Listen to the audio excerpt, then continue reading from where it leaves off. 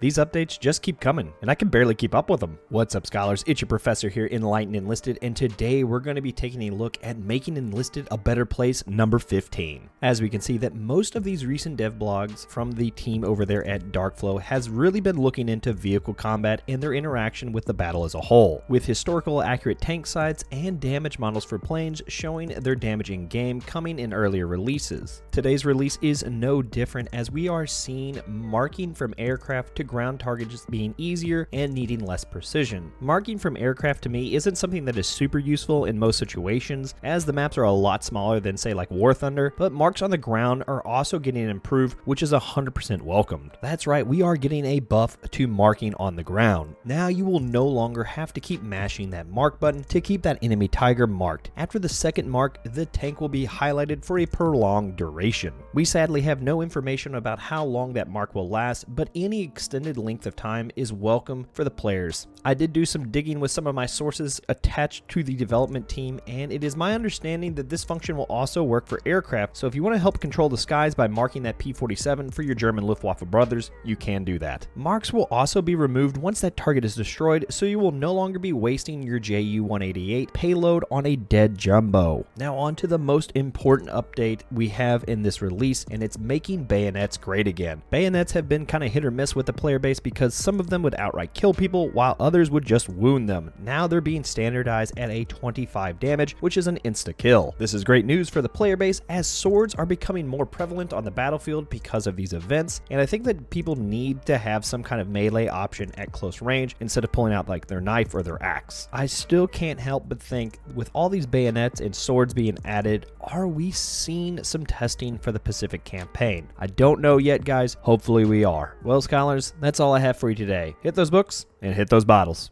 Cheers. L2.